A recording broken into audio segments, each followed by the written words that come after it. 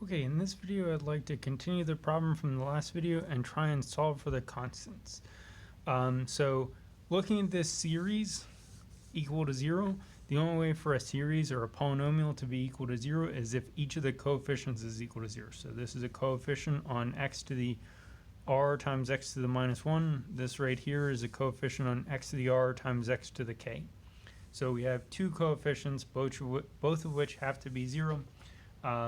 This one right here, which is the thing in parentheses on the left, and this one right here, which is the big thing in parentheses, and this actually has to be 0 for every value of k starting at 0. Okay, so let's start by seeing if we can solve this or seeing what we can do with that. And the first thing I'm going to point out to make my life as easy as possible is that we have two terms and both terms have C0 times R. So I'm going to factor out C0 times R. So if we do that, we have C0 times R times whatever's left, which is 3R minus 1 plus 1. Which means C0 times R times 3R minus 3 plus 1, which is C0 times R times 3R minus 2. And you might be wondering, why didn't I just distribute 3R times that and then combine like terms? Well, that will totally work. However, good luck trying to get it to work over here. We want to use the same method. If you can factor, you really want to use factoring. It's going to make your life a lot easier. So looking at the two terms that have ck plus 1, remember our strategy, which is not changed, is to come up with a recurrence relation by solving for the constant, the ck, with the biggest index. So k plus 1 is the biggest. We want to solve for ck plus 1. So right now ck plus 1 is multiplied by k plus r plus 1 in both places. So I can factor that out. So, you know what? I don't need ck. I'm going to just add him to the other side. So plus ck, plus ck. And so we have an equals ck on the right-hand side. On the left side, we have ck plus 1. We have k plus r plus 1. And then we have the rest of the junk. 3 times k plus r. And plus, we factored everything out, so all that's left is a 1. And then if I distribute this, this is really ck plus 1, k plus r plus 1, and then 3k plus 3r plus 1.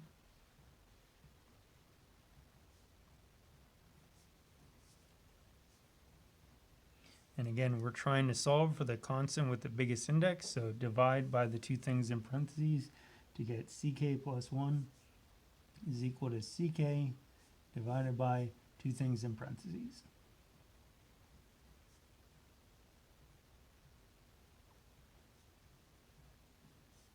And again, this is going to hold for every k greater than or equal to 0.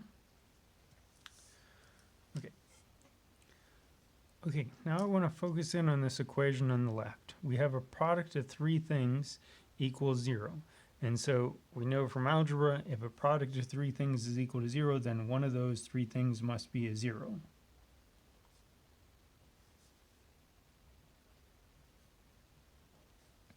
And let's think about whether all of these are really realistic possibilities. If C0 was 0, then that means because our relationship between the CKs is that they're all related to the previous guys, it would mean that all of our constants were 0.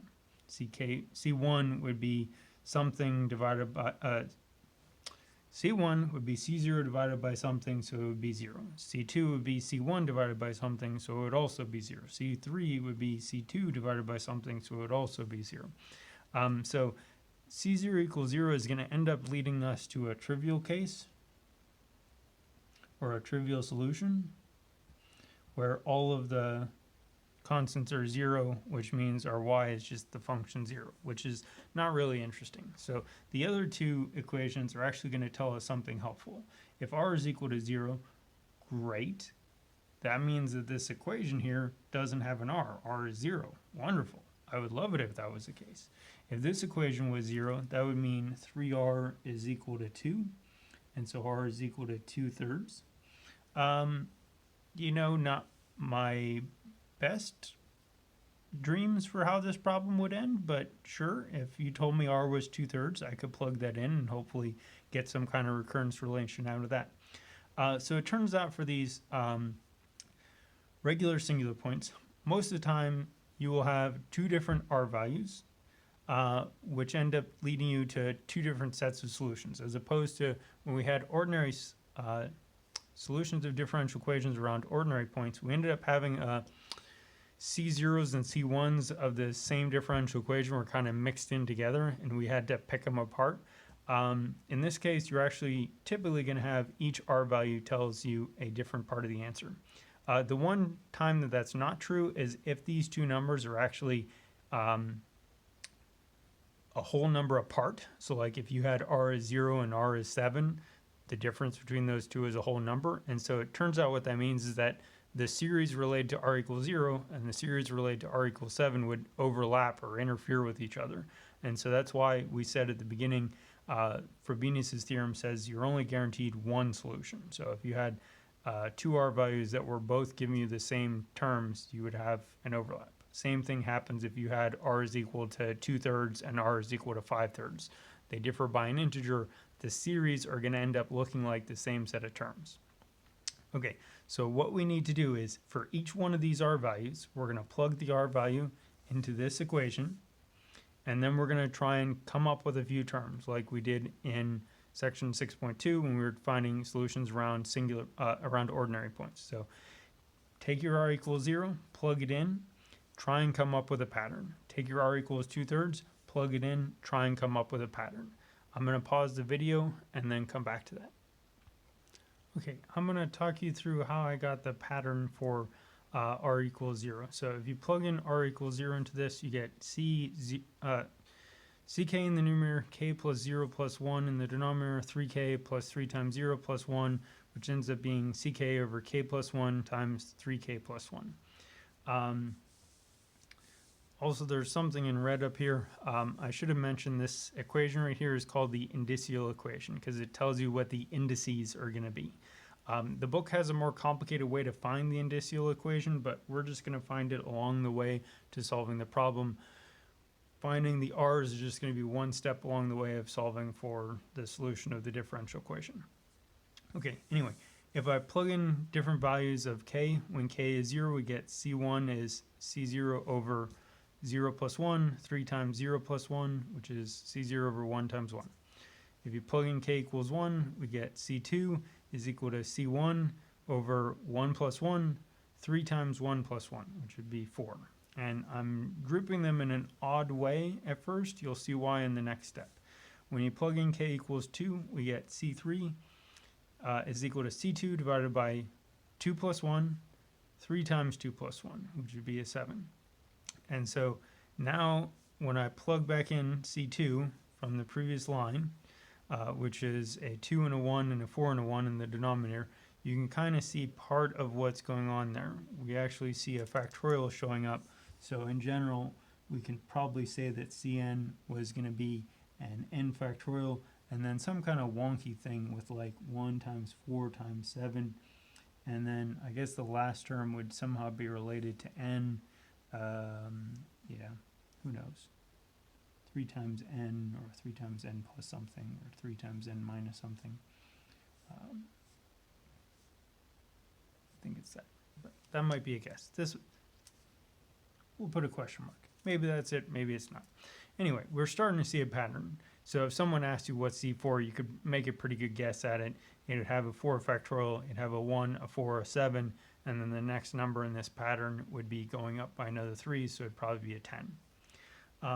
When I try and do the same thing that I just did, coming up with the pattern for the constants for r equals 0, when I try and do the same thing for the other r value, r equals 2/3, it's going to be a little bit more of a mess because fractions are annoying. K plus 2/3 plus 1, 3k plus 3 times 2/3 plus 1. You can actually cancel a 3 here, and make 2 plus 1 into a 3. Again, I highly recommend when you can factor, you should factor. So 3k plus 3 has a 3 in common. If I factor that out, this is actually 3 times k plus 1 in the denominator, and the other term is k plus 5/3. But then why the heck don't I group those two? If I group those two, 3 times a fraction is going to get rid of the fraction. So if I am sneaky with how I factor and then unfactor, we can rewrite this as 3k plus 5 times k plus 1. Another option, if you really wanted to, would be to distribute this all the way out and then factor it again. It just doesn't seem like that's a good idea or an efficient use of our time. Okay, I'm going to pause the video again and then plug in k equals 0 and 1 and 2 into this other equation. Okay, so I was able to plug in k equals 0, 1, and 2, and I'm starting to see a pattern. When I plug in k equals 0, C1 is C0 over 5 times 1. C2 is equal to C1 over 8 times 2. C3 is equal to C2 over 11 times 3.